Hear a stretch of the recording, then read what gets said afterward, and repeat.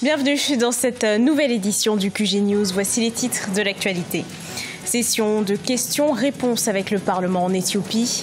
Mise en place par le Premier ministre Abiy Ahmed, elle se présente comme une volonté d'ouverture à l'opposition, une ouverture au dialogue saluée par les Éthiopiens. Au Sénégal, la campagne électorale pour la présidentielle du 24 février est lancée. Les candidats partent à la conquête des électeurs. Issa Sall, le candidat du Parti de l'Unité et du Rassemblement, a tenu son premier meeting ce dimanche 3 février dans la banlieue de Dakar. Et puis au Nigeria, les mesures sanitaires s'intensifient pour faire face à la fièvre Lassa. En 2018, le pays a enregistré le plus grand nombre de cas signalés. Cette maladie mortelle a été identifiée pour la première fois en 1969. Mais tout d'abord, fin de suspense en Algérie. La candidature du président de la République Abdelaziz Bouteflika à la présidentielle d'avril 2019 devrait être annoncée le dimanche 24 février. Le chef de l'État, âgé de 81 ans, fera une apparition publique pour annoncer qu'il briguera bien un 5e mandat. Les partis de la coalition présidentielle l'avaient déjà porté candidat à ce scrutin dans un communiqué. Ouverture au dialogue en Éthiopie. Le Premier ministre Abiy Ahmed a organisé une session de questions-réponses avec des membres du Parlement. Les discussions ont tourné autour de la participation de l'opposition à la vie politique du pays. Le Premier ministre s'est félicité des réformes déjà mises en place. Reportage de notre correspondant Cheikh Omar Bandaogo. Des sessions de questions-réponses avec le Parlement, Abiy Ahmed en a pris l'habitude depuis son arrivée au pouvoir en avril 2018. À ce rendez-vous avec les députés, il était question de s'ouvrir à l'opposition et à la critique. Vantant déjà ces réformes qui ont permis à des partis politiques n'ayant pas exercé depuis plus de 20 ans pour certains de faire un retour sur la scène politique, le Premier ministre éthiopien parle d'une grande victoire. Si nous nous disputons trop au sujet des problèmes liés au retour au pays des partis politiques, nous perdrons la vue d'ensemble. Nous n'avons pas un seul parti de l'opposition siégeant à l'extérieur du pays. Nous n'avons aucun média nous critiquant qui est basé à l'extérieur du pays. Tout le monde est de retour. Tout cela est le résultat des changements et des réformes. La coalition au pouvoir dirige le pays depuis 1991. Elle détient tous les sièges du Parlement. Le fait de permettre à l'opposition d'exister à nouveau est perçu comme un signe de démocratie. À mon avis, le fait que les partis d'opposition soient de retour chez eux et jouissent d'une totale liberté d'opération constitue un progrès considérable. Cela nous donne la possibilité de choisir qui nous voulons. J'en suis heureux. En 2018, Abiy Ahmed a rencontré des membres de 81 partis d'opposition pour discuter des moyens de réformer le système électoral. La dissidente Birtukan Mideksa, rentrée d'exil, a même été nommée à la tête de la commission électorale. Au Sénégal, la campagne électorale bat son plein. Les meetings se déroulent sur l'ensemble du pays. Le candidat du Parti de l'Unité et du Rassemblement, Issa Sall, a choisi la banlieue de Dakar pour débuter sa campagne. Il a exposé son projet de société avec pour ambition le renforcement de la sécurité au sein du pays. Ange Bijouno-Magno. Il se présente sous la bannière d'un novice qui souhaite bousculer la tendance. El Hadj Issa Sall, 63 ans, est un homme politique sénégalais, candidat à l'élection présidentielle de son pays. S'il est très connu dans le monde universitaire de par ses œuvres, ce n'est qu'en 2017 qu'il entrera en politique en tant que député à l'Assemblée nationale. Candidat du Parti de l'Unité et du Rassemblement pur, Issa Sall place l'homme au cœur de son programme de société. Chers compatriotes, pour ce qui est de mon programme, le pur sang, il est essentiellement axé sur l'homme. La ressource humaine, l'homme, doit être capacité par une solide formation religieuse, académique et civique pour devenir un bon citoyen.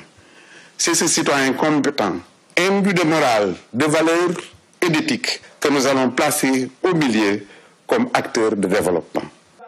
Fin stratège et méthodique dans la présentation de son programme, le candidat Issa Sall hisse la formation au rang de levier de développement du Sénégal. Pour lui, la mise en valeur de ce programme devrait permettre de réduire les inégalités de chance dans le pays. Au niveau du développement humain et de la réduction des inégalités, les langues nationales occuperont une place de choix dans les écoles. L'anglais et l'informatique seront étudiés de la maternelle au supérieur. Le baccalauréat général sera réformé avec la disparition des scieries. Parmi les 6 axes développés dans son programme, le candidat du PUR fait également mention de bonne gouvernance politique, économique et sécuritaire. Et de faire le plein. Amener tous les ménages à recycler leurs déchets et à en tirer de l'argent, c'est l'ambition de Green Industry Plast, une entreprise togolaise spécialisée dans le recyclage de déchets plastiques. Elle collecte 800 tonnes de déchets par jour. Reportage de notre correspondante Emi Fakofi. Les déchets plastiques, un trésor pour l'entreprise togolaise Green Industry Plast, engagée dans la protection de l'environnement. À Lomé, son centre récupère des colis de déchets plastiques trouvés dans les décharges. Les stocks de déchets sont triés en fonction de la nature et de la couleur du plastique. Nous stockons pour nos partenaires, ceux-là qui ont des machines pour transformer ces plastiques broyés-là en d'autres matières comme les seaux, bassines, chaises et autres. La majorité des temps, c'est ici, nous faisons notre livraison, ici au Togo. 15 à 20 tonnes de déchets plastiques sont broyés par mois. Ils sont séchés et mis en sac. Le sac coûte environ 14 000 francs CFA et la tonne entre 300 et 350 000 francs CFA. La société emploie 22 personnes de façon permanente et offre plus de 2000 emplois indirects. Nous allons mettre en place des machines qui vont servir à retransformer directement des objets que nous allons remettre sur le terrain, le marché. Donc ça, c'est la prochaine étape. Dès que le Togo aura pu vraiment créer ce modèle unique, qu'il puisse traverser les frontières. En novembre 2018, Bema Gado a reçu le prix de la jeunesse francophone 3535 catégorie environnement. Il dispose de 7 unités de collecte de déchets plastiques et de ferraille à Lomé. Au Togo, la production journalière de déchets par habitant varie entre 0,4 et 2 kg, soit environ 800 tonnes d'ordures ménagères collectées chaque jour dans la capitale togolaise. Elle se manifeste par de la fièvre, des douleurs thoraciques, des vomissements et des diarrhées. Il s'agit d'une maladie mortelle, la fièvre Lassa. Au Nigeria, des mesures de lutte sont prises pour éradiquer l'épidémie qui a déjà coûté la vie à 42 personnes. Aïssatou Bari et Ange Bijounomène. Depuis janvier 2019, le Nigeria fait face à une épidémie de la fièvre de Lassa qui a déjà coûté la vie à 42 personnes de sources officielles. Le gouvernement a de ce fait intensifié ses mesures de lutte contre l'épidémie. Pour le moment, 15 États sur 36, dont ceux de Lagos et Abuja, sont touchés par cette fièvre. Au cours des 4 premières semaines de cette année, nous avons eu plus de cas de fièvre de Lassa détectés. Nous avons eu 70 cas au cours des 2 dernières semaines, consécutivement plus de cas que durant la même période en 2018. Actuellement, nous nous concentrons sur comment appuyer les États et faire en sorte d'être mieux préparés pour contrer le virus Lassa dans notre pays. Dans la ville de Jos, les autorités ont lancé un vaste programme de sensibilisation des dirigeants communautaires et de formation des agents de santé pour prévenir la propagation de la fièvre. Nous avons mobilisé toutes nos ressources pour faire face à cette épidémie de fièvre de Lassa. Le Centre national de contrôle des maladies du Nigeria a également élaboré des directives nationales sur les infections, la prévention et le contrôle, ainsi que la gestion des cas de maladie. La fièvre Lassa tire son nom d'une localité du nord du Nigeria où elle a été identifiée pour la première fois en 1969. Le Mali et le Maroc signeront une convention migratoire de travail dès la fin de ce mois de février. Au Mali, la migration est considérée comme une stratégie de lutte contre la pauvreté et comme un facteur d'enrichissement culturel.